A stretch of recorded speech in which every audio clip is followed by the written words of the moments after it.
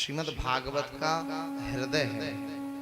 श्रीमद् भागवत का हृदय 10वें स्कंद है और 10वें स्कंद का हृदय ये 5 अध्यायों की कथा है जिसमें भगवान ने महारास किया है।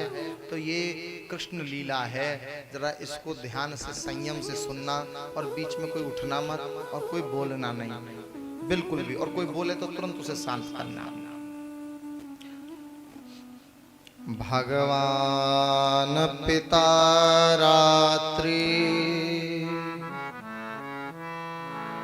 शरदोत फुल्ल मल्लिका विक्षरन्तुं मनश्चक्रे योगमायामुपाश्रिता।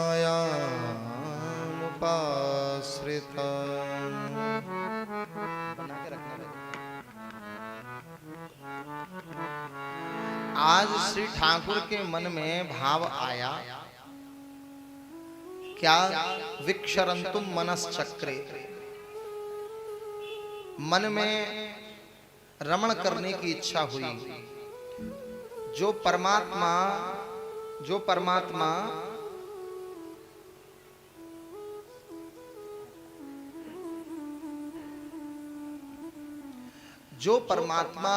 अमना है, वेद जिनको अमना कहते हैं, वो परमात्मा आज मन वाले हो गए। तो एक बात विचार करो कि मन वाले कौन हैं? मन वाले हैं मनुष्य। मन एव मनुष्याणाम कारणम बंध मोक्षयो। तो मन वाले हम सब हैं। अच्छा, एक बात याद समझो कि जो वस्तु हमारे पास नहीं है तो हमें वो वस्तु चाहिए तो वो किसी से तो हमें लेनी पड़ेगी। अर्थात परमात्मा अमना है, परमात्मा के पास मन नहीं है। तो मन किससे लिया? बोले मन वाले भगवान आज बने तो वो मन हम सबका भक्तों का मन लिया भगवान ने। अब आप जरा ध्यान से कथा को इसको सुनना पड़े संयम के साथ। शरद की रात्रि है, शरद पूर्णिमा है। उस शरद पूर्णिमा की पावन रात्रि में आज विक्षरन्तुम मनश्चक्रे, अमना परमात्मा के मन में रमण करने की दिव्य इच्छा हुई। तो योग माया का आश्रय लिया और योग माया के आश्रय भूत होकर श्री ठाकुर ने क्या किया? बंसी वादन किया। भागवत में बंसी तेज 2 बार बजी है। बंसी 2 बार वो बंसी बजी। एक बार जो बंसी बजी वो सर्वभूत मनोरथ है। और आज जो बंसी बजी वो केवल उनको सुनाई दी जिनका चीरहरण हुआ है। अब चीरहरण लीला क्या है जरा ध्यान से समझना। जनसाधारण लोग ये सोचते हैं इस लीला को काम प्रधान लीला समझते हैं। ये काम प्रधान लीला नहीं है, ये राम प्रधान लीला है।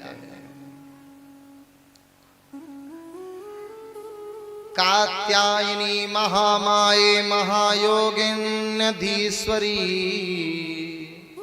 पराम्बा जगदम्बा कात्यायनी का व्रत करती हैं ब्रज की गोपियां। किस लिए? श्री भगवान को वर्ण करना चाहती है। नंद गोप सुतम देही, नंद के जो लाल हैं वो पति में कुरुते नमः, मेरे को पति रूप में प्राप्त हो, ऐसा प्रत्येक गोपी के मन का भाव है। अब मेरे प्यारे प्रभु अभी 7 वर्ष के हैं। ये गोपियां घर से गई और जमुना जी में स्नान करती और स्नान के बाद कात्यायनी माँ का पूजन करती थी। तो श्री ठाकुर आए और इनके वस्त्र लेकर चढ़ गए। तो ये निर्वस्त्र होकर स्नान करती थी जमुना जी में। अच्छा, एक विचार करो कि जब निर्वस्त्र होकर स्नान करते हैं तो कौन कब करते हैं निर्वस्त्र होकर स्नान? जब वस्त्र हम पर और ना हो तो वही वस्त्र दोबारा पहन लेते हैं। श्री ठाकुर कहना चाहते हैं कि पूजा में उपासना में कभी भी क्या करना चाहिए? बोले बासी वस्त्र नहीं पहने जाते। जो बासी वस्त्र हैं वो नहीं पहनने चाहिए स्नान के बाद। तो श्री ठाकुर की ये दिव्य लीला हुई, भगवान चीर लेकर चढ़ गए उन गोपियों के कदम्ब के वृक्ष पर। जब मेरे प्यारे प्रभु कदम्ब के वृक्ष पर चढ़े हैं, तब गोपियों ने देखा कि उनके वस्त्र वहां नहीं हैं। तब श्री ब्रजबामाओं के हृदय में भाव आया कि मैं क्या करूं। बोले श्री ठाकुर को पुकारूं। तो कदम्ब के वृक्ष पर भगवान वस्त्र लिए बैठे, बोले एक एक कर आओ और ये वस्त्र ले जाओ। तो ब्रज की गोपियां अपने श्री अंगों को ढकने लगी और कहती हैं कि ठाकुर हम निर्वस्त्र हैं। तो भगवान बोले घूंघट के पट खोल तो है पिए मिलेंगे। अर्थात एक भाव ये है। दूसरा भाव ये बताइए कि शरीर के वस्त्र तो आप सब हम सब जानते ही हैं। शरीर को ढकने के लिए हम वस्त्र पहनते हैं और वस्त्र पहनने के बाद शोभा भी बढ़ती है, तो शोभा भी बढ़ती है। अब ये ब्रजबामाएं क्या करती हैं, श्री ठाकुर इनको बताते हैं कि जिस प्रकार शरीर के वस्त्र कपड़े हैं, उसी प्रकार आत्मा का वस्त्र क्या है। आत्मा का वस्त्र है ये शरीर। वासांसि जीर्णानि यथा विहाय, ये जो शरीर है ये वासांसि जीर्णानि यथा विहाय, जिस प्रकार जब कपड़े गंदे और जर्जर हो जाते हैं तो हम उनका त्याग कर देते हैं, उसी प्रकार जब आत्मा इस शरीर का त्याग कर देती है।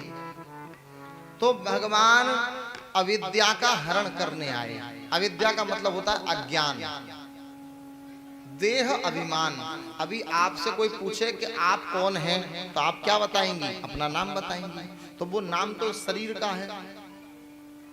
तो श्री ठाकुर जो शरीर देह अभिमान है कि देह के स्तर पर परमात्मा को प्राप्त किया जाता है, इस अविद्या रूपी अज्ञान रूपी बुद्धि का हरण करने आए, उसी को चीर हरण लीला कहते हैं। बात समझ आई। प्रत्यक्ष रूप से हमने आपको बताया लीला दो प्रकार से, एक स्थूल लीला, एक सूक्ष्म लीला। तो सूक्ष्म लीला क्या है जो हमने अभी आपको बताई। स्थूल लीला में साधारण जीवों को भगवान कैसे लग रहे हैं, जैसे मानो कि गोपियों के वस्त्र लेकर कदम्ब पर चढ़ गए। भगवान ये बताना चाहते हैं कि व्यवहार जगत में जिस प्रकार इस शरीर को ढकने के लिए इन वस्त्रों की आवश्यकता है, लेकिन ढकना एक आवरण है। तो परमात्मा जगतपति है, जगतपति के समक्ष पहुंचकर भी अगर तुम आवरणों में लिपटे हो तो फिर परमात्मा को प्राप्त नहीं किया जा सकता। इसलिए श्री ठाकुर ने चीर हरण किया। तो चीर हरण लीला क्या समझना है आपको, अविद्या का हरण है। अविद्या कहते हैं अज्ञान को।